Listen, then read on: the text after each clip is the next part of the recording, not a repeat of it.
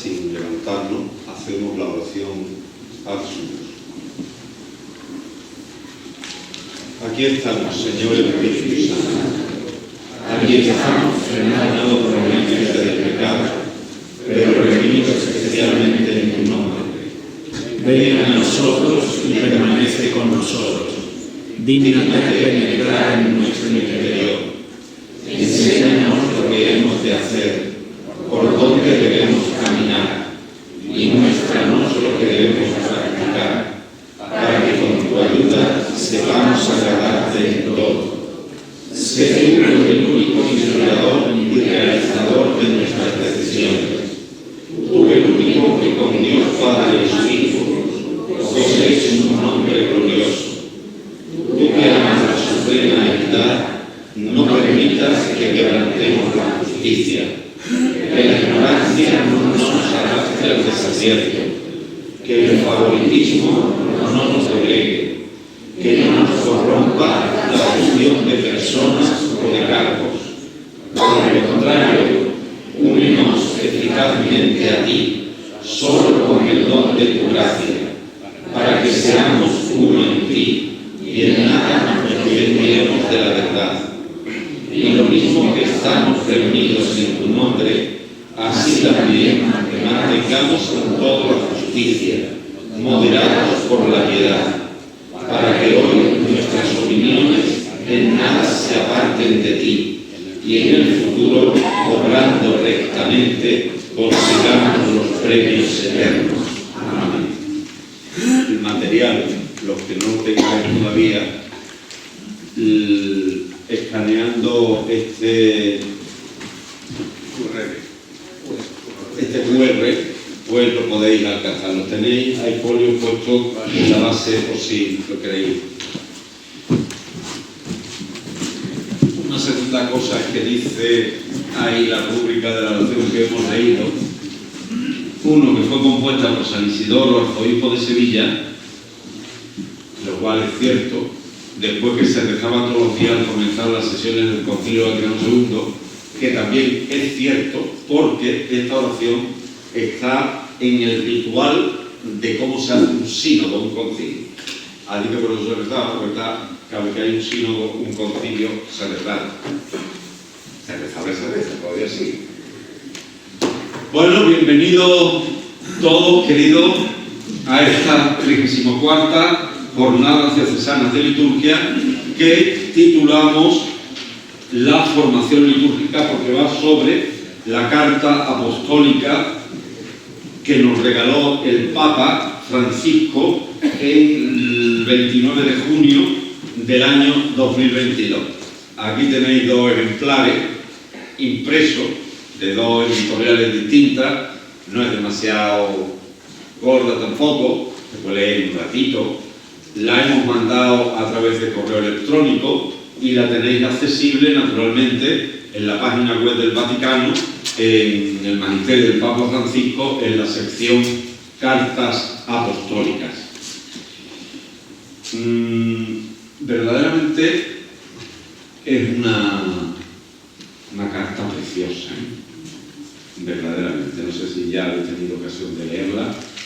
Yo os invito a que la leáis y a que la meditéis, porque aparte de que sirve para nuestra propia formación, sirve también para la vivencia espiritual de la celebración litúrgica. Y hay párrafos que tal cual se pueden coger para hacer catequesis litúrgica sobre la Eucaristía, sobre el sacramento del bautismo, algunos tal cual. Entonces si esta jornada sirve para que verdaderamente nos aproximemos a ella y la leamos, ya como delegado de liturgia, si alguno de vosotros la lee, me doy por satisfecho. Así que si la leéis, haced el favor de mandarme un correíto a la delegación, luego y que ya la he leído, ya un poco yo me pongo la más de contento cuando la leí.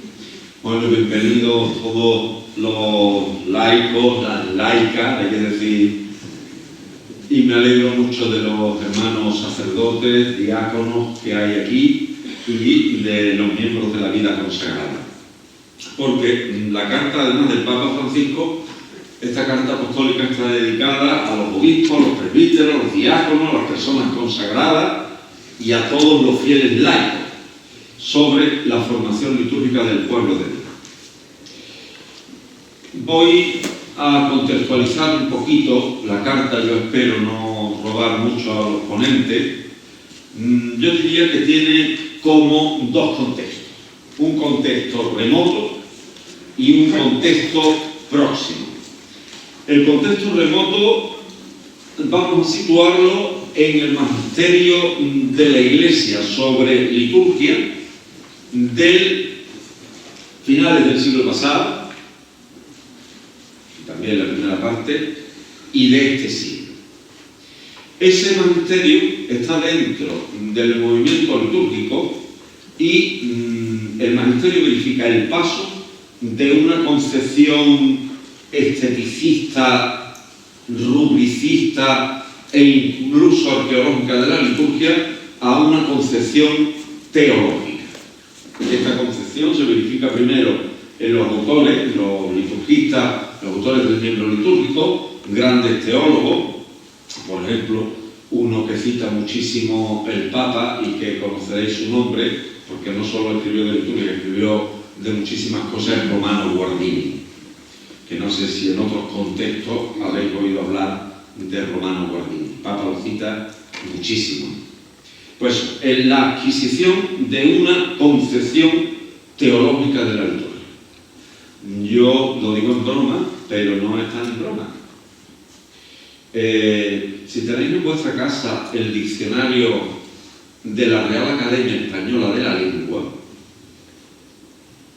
buscáis la palabra donde está la página donde está la palabra liturgia, que viene una definición más bien esteticista y rubricista y ceremonialista de liturgia. Pues la buscáis. Con mucho cuidadito cortáis la página.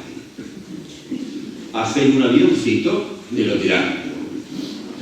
Porque las concepciones de liturgia expresadas en el diccionario de la Real Academia están más que superadas. De hecho, están expresamente condenadas por el magisterio de la Iglesia.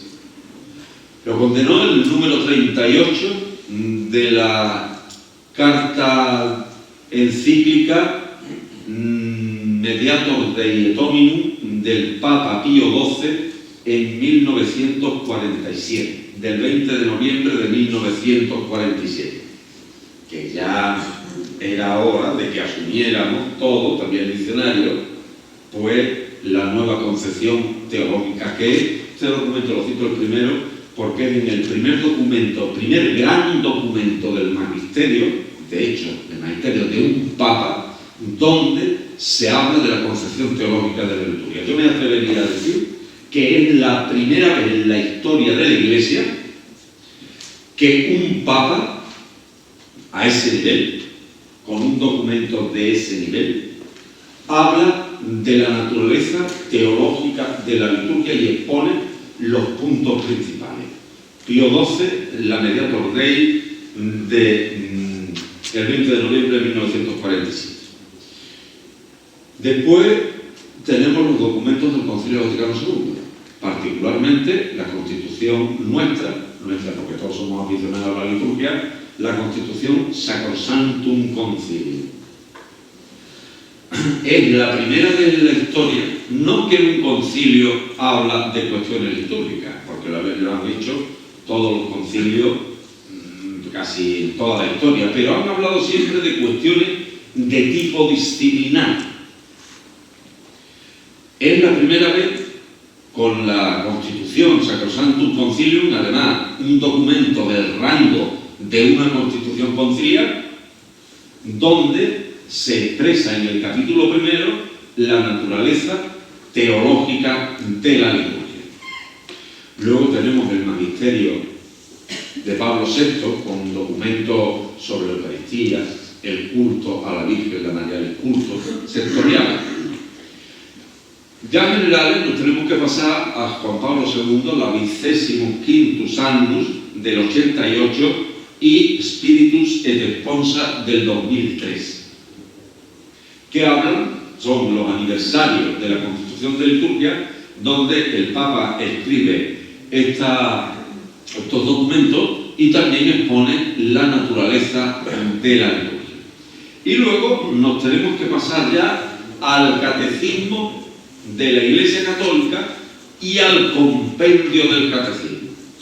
Es decir, con esto lo que quiero subrayar es que estamos, y después de los documentos del Concilio, Benedicto XVI también habló de partes sectoriales, como por ejemplo Sacramentum Caritatis sobre la Eucaristía, la exhortación Verbum Domini sobre la palabra de Dios, que tiene mucha referencia a la importancia de la palabra de Dios en la liturgia, pero son sectoriales. Ya para cuestiones generales nos tenemos que venir a esta del Papa Francisco. Exhorta carta apostólica Desiderio Desiderari sobre la formación litúrgica. Esta carta tiene, si no que me corrijan los ponentes, tiene una estructura análoga a la Sacrosanctum Concilium. La Sacrosanctum Concilium empieza, número 5, 6, 7, 8, etc., naturaleza teológica de la liturgia. Luego empieza a hablar de la necesidad de la formación litúrgica de los pastores, de los estudiantes de teología, del pueblo de Dios, y luego, que es la mayor parte, por cierto, de la Constitución Sacrosanctum Concilium, habla de los sacramentos y sacramentales, de las celebraciones litúrgicas, que impone los principios teológicos de cada una de ellas, más lo que el concilio quería que se reformara en cada uno de los sectores. El esquema fundamental de esta carta apostólica es los primeros números, además casi son 20, está dividida casi en 20, 20, 20. Habla sobre los principios teológicos de la liturgia. 2. Habla sobre la necesidad de la formación litúrgica, que además es el subtítulo que tiene, la formación litúrgica. Y 3. Habla sobre el ars celebrandi, sobre las celebraciones y el arte de celebrar.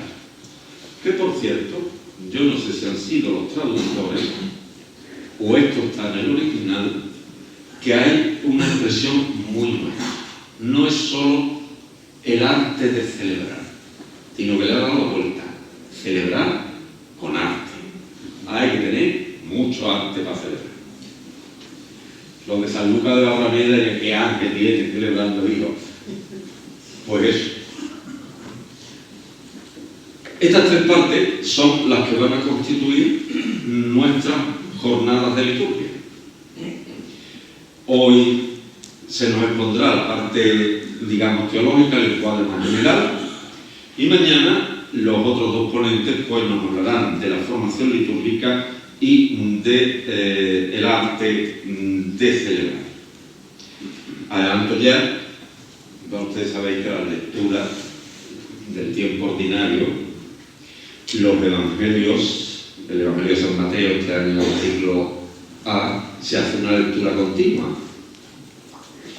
De las segundas lecturas, se forman de San Pablo, se suele hacer una lectura semi-continua. Es decir, nos saltamos de vez en cuando algunos versículos. Bueno, de los ponentes, que los conocéis, falta el del segundo de mañana, hay uno que es continuo, servidor de ustedes, que ya me echaréis con agua caliente, con lo que sea, cuando toque, y están los otros ponentes que son semicontinuos, porque los tenemos durante todos los años en la jornada, afortunadamente, gracias a Dios, ellos aceptan, y los tenemos en las clases también, en las clases de liturgia, así que no están continuamente, pero están casi continuamente con nosotros, así que son semicontinuos. Falta Antonio Raúl, que está en Osuna, y como estamos en la cuesta de enero y febrero, lo mismo que pasa en julio y en agosto, se muere mucha gente en esta fecha. Y te entierro y cosas no podía decir. Perdón, buenas tardes. Que yo no veo diferencia entre el arte, como ha dicho, con celebrar, o celebrar con arte. Explícamela, por favor. Eso, Raúl, mañana la segunda conferencia. Si no te va bien, como te la pierdas. Que no le veo diferencia. Sí, lo tiene, lo tiene. Lo tiene. Ahora es que quiero decir otra cosa antes, todavía en la introducción de esto. Ese era el contexto remoto. Después tenemos el contexto próximo de esta casa. El contexto próximo es una desgracia como otra cualquiera. Está en el contexto, como sabéis, la reforma litúrgica del concilio fue contestada por un obispo francés, Lefebvre, que ha tenido una serie de seguidores. Los papas han tenido santa paciencia con él. Santa paciencia. Y venga, a ver si los atraemos, que no hagan un cisma, que no se separen, vamos a darle alguna concesión. Pablo VI ya le hizo alguna concesión. Juan Pablo II un poquito más. Benedicto XVI casi le dijo, bueno, haced lo que os dé la gana. Prácticamente. Es curioso que el Papa Francisco les ha permitido cosas que ni Benedicto XVI les permitió, ni le permitió a San Juan Pablo II, ni le permitió a San Pablo VI. Por ejemplo, la validez de la penitencia, del sacramento de la penitencia, que cada uno de nosotros nos podemos confesar con un cura de Lefebvre y la absolución vale. Eso es de Francisco, ¿eh? Eso Benedicto XVI no lo hizo, ni lo hicieron los anteriores. Pero sí hizo Benedicto XVI un decreto, carta, no me acuerdo ahora mismo qué rango tiene el documento, la Summorum Pontificum, por el cual podían celebrar con el misal de San Pío V prácticamente no solo ellos, sino además todos los sacerdotes que quisieran. Un motu proprio, a motu proprio. Y el Papa Francisco ha hecho otro, tradiciones custodes, que ha vuelto las cosas a la situación prácticamente de como estaban con Juan Pablo II. Prácticamente. Y en ese contexto, pues como queriéndose explicar el Papa, el argumento sería el siguiente, sintetizándolo mucho. ¿Por qué queremos celebrar con el misal anterior? Aquí lo que falta es que nos formemos bien formados en la liturgia. Cuando sepamos de verdad lo que es la liturgia, entonces no añoraremos formas del pasado. Ese es, a mi entender, el argumento fundamental que utiliza el Papa Francisco en la Desiderio Desiderario. Esto de la formación litúrgica, amigos míos, esto es una desgracia. Esto es una desgracia. Pasa como pasa, pues sigue pasando hoy.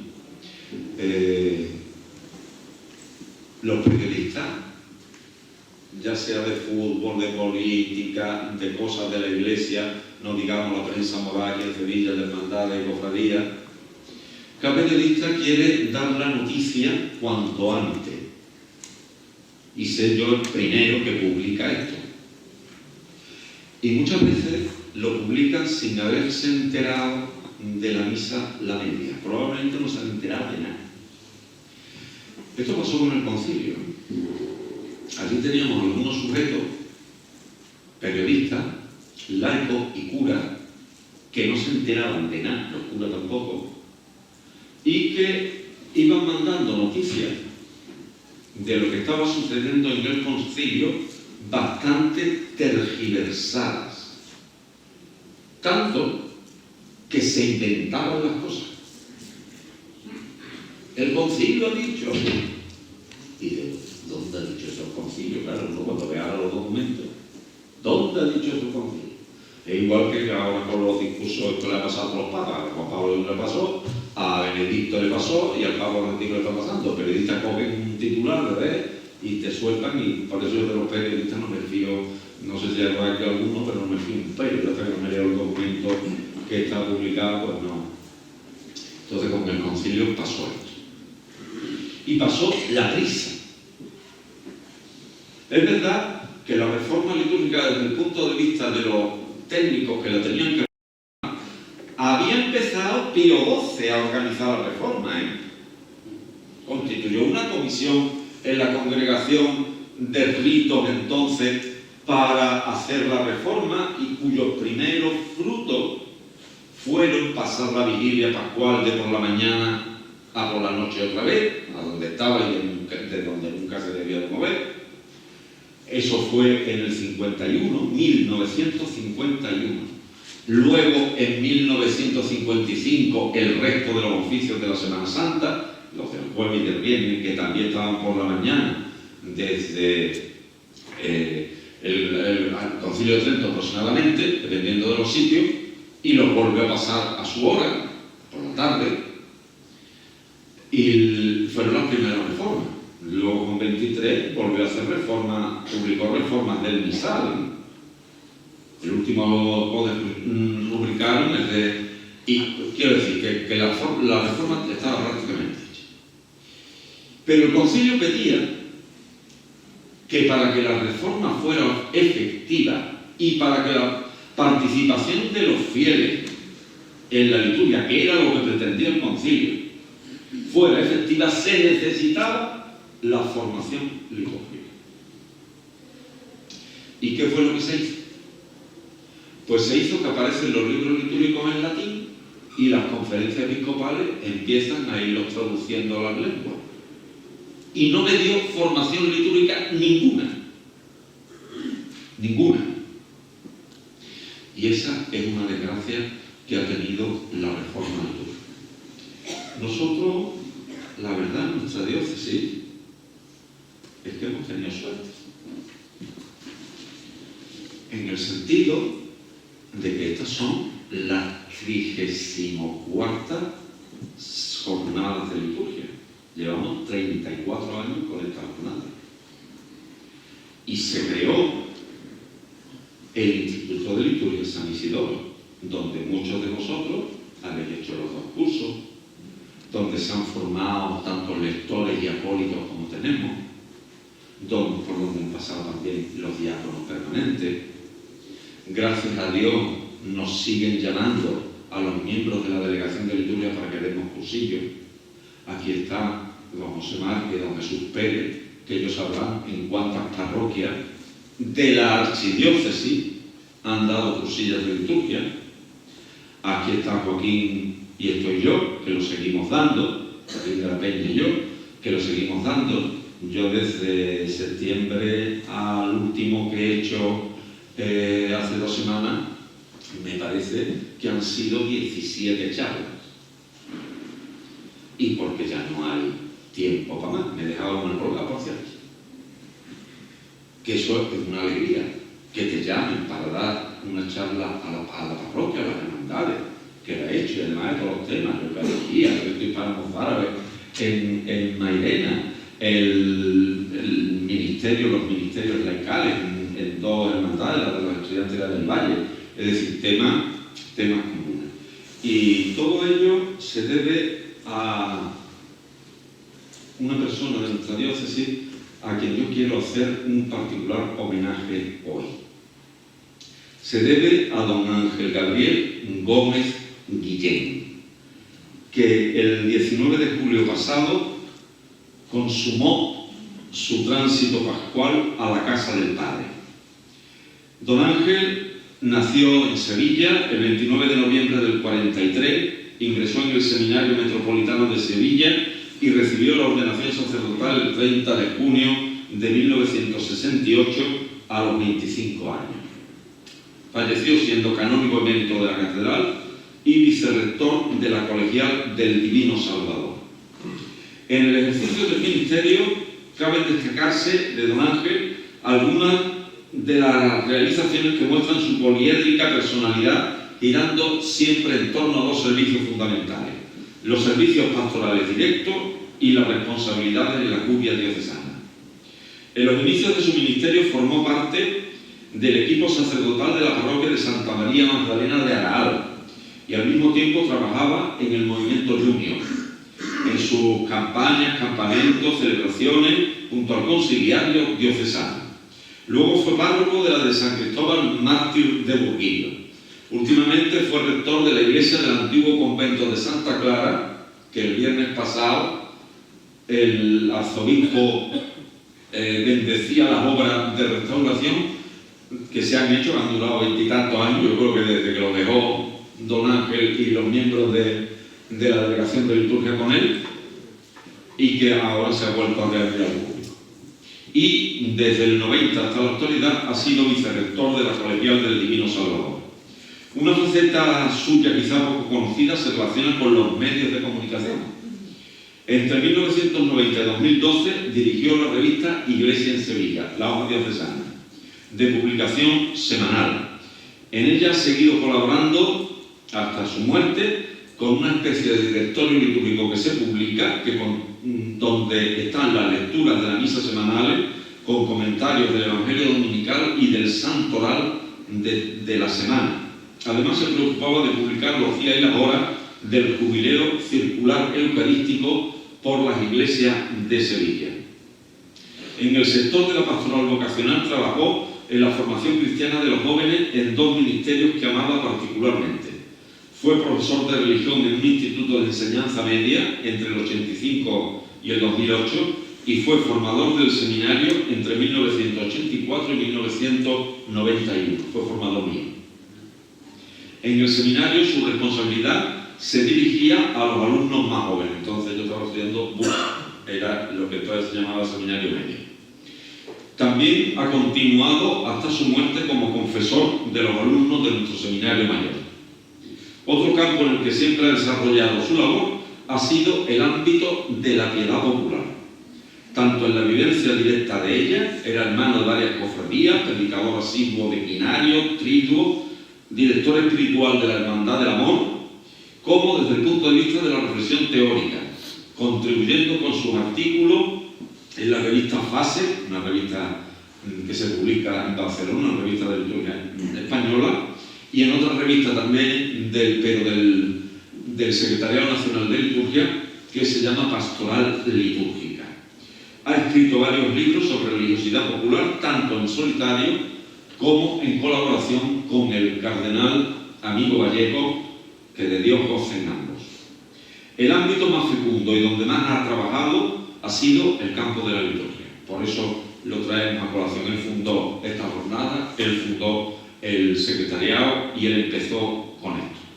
En plena renovación litúrgica conciliar fue nombrado director del Secretariado Diocesano de Liturgia por el cardenal Bueno Monreal el 2 de mayo del 79, servicio que ejerció hasta el 2013, que fue cuando lo sustituyó. En el nombramiento se le marcaba el objetivo y la tarea, que confiamos la misión de promover la renovación litúrgica de la diócesis de conformidad con las disposiciones del Concilio Vaticano II y las normas y disposiciones postconciliares de la Iglesia. Para ello se rodeó de un equipo de sacerdotes y laicos que todavía están aquí. Su preocupación fue siempre la formación litúrgica tanto de los sacerdotes como de los laicos. Yo he dado especialmente la bienvenida a los miembros, a mis compañeros sacerdotes, diáconos permanentes, unos miembros de la vida religiosa, porque estas charlas nacen directamente para la formación de los sacerdotes. Lo que pasa que fueron cada vez yendo menos, viniendo menos. Yo recuerdo años que lo hemos tenido 2 veces, la misma, por la mañana y por la tarde. A veces podían venir los curas, venían por la mañana y los laicos por la tarde. Por la tuvimos que ir por la mañana. Esta cuestión de la formación litúrgica, tanto de los sacerdotes y de los laicos, es la que recuerda el Papa Francisco, la Desiderio Desideravi, que es a la que le vamos a dedicar nuestra jornada. En innumerables cursillos a parroquias, ciprestacos, religiosos, hermandades y cofradías, fue presentando los principios teológico-pastorales y los nuevos libros litúrgicos de la Reforma. A nivel diocesano creó esta jornada, invitando a profesores y liturgistas de renombre en toda España. Fundó el Instituto Diocesano de Liturgia San Isidoro para la formación litúrgica. Fue miembro de la Comisión para el Diaconado Permanente y los Ministerios Laicales. En la catedral fue primero maestro de ceremonia, luego prefecto de liturgia y se jubiló siendo dignidad de chantre.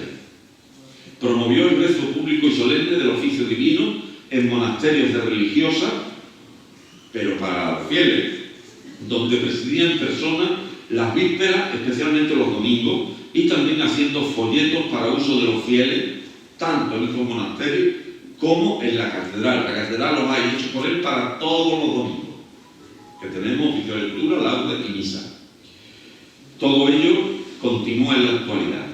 A nivel nacional, quizá esto muchas veces no se sepa, fue consultor especialista del Secretariado Nacional de Liturgia, participó en casi todas las jornadas nacionales de liturgia, en las de delegados de liturgia, también las hay, y en las reuniones de la Asociación Española de Profesores de Liturgia, que es una asociación que tenemos. A mí me llevó siendo chico, ¿sí? Estaba yo en el seminario, era jovencito, a Barcelona, a Martí Codolà, a una casa de los salesianos que es en Barcelona, a una jornada. Recuerdo perfectamente. La aplicación de la reforma litúrgica, la divulgación de los nuevos libros litúrgicos, la formación y la participación de los fieles y la promoción de los ministerios locales han sido sus objetivos fundamentales. Se puede decir que la renovación litúrgica conciliar en la diócesis de Sevilla se debe a don Ángel. Que el Señor admita en el banquete eterno a su trabajador fiel y solícito. Yo, aparte de los materiales y de este homenaje a don Ángel, ya solo me queda deciros. ¿Existe alguna bibliografía, aparte de las dos ediciones de la Desiderio Desideravi? Hay uno, este está en italiano. Por desgracia no han traducido al español. Pero este es de Romano Guardini sobre la formación litúrgica. Después tenemos la Asociación Española de Profesores de Liturgia, dedicó unas jornadas, y están publicadas aquí, a este tema de la formación litúrgica, particularmente en los seminarios. Esos profesores de liturgia españoles. Los profesores de liturgia italianos también, esta vez en italiano, también dedicaron una de sus jornadas a la formación litúrgica. Y por último, tenemos dos comentarios a esta carta, que son el número de fases de esta revista que os he dicho, donde se publican, donde don Ángel publicaba. Es una serie de artículos, es verdad que salieron deprisa y tal, pero son unas introducciones buenas a esta carta apostólica del Papa. Y por fin tenemos, editada por la Comisión Episcopal para la Lectura de la Conferencia Episcopal, otro comentario de la Conferencia Episcopal editado en Edice, que, por ejemplo, don Juan Manuel Sierra hace aquí una presentación general de la carta. Son los primeros comentarios que se han producido de esta carta y yo creo que es interesante que lo sepáis. Tenemos aquí estos papelitos para que no tengamos que interrumpir a los ponentes. Cogéis los papelitos, cuando queréis preguntar algo, ponéis de fulanito, Luis Rueda, a don Alejandro Pérez, pregunta y la pregunta. La pregunta que vaya en relación al tema que estamos tratando, a ser posible, para que no nos desviemos mucho, ¿vale? Y por también las tenéis, como supongo que estarán entre los materiales que están en este QR, las podéis mandar las preguntas por los móviles, tablets, ordenadores portátiles, etcétera, y ya las recibiremos y le iremos contestando. Bueno, yo creo que no hace falta presentar a los ponentes en el sentido de que, como son profesores habituales, pues los conocemos. De todas maneras, por si alguien no los conoce, el que tiene directamente a mi izquierda, que va a ser el ponente de hoy, es don Alejandro, es sacerdote de la diócesis de Málaga. Él es el prefecto de liturgia de la Catedral de Málaga, canónigo, estudió liturgia, doctor en liturgia por el Pontificio Instituto Litúrgico de San Anselmo en Roma, y bueno, conocéis sobrado, porque lo conocemos como profesor, pues su preparación y didáctica y pedagogía también a la hora de transmitirnos su saber.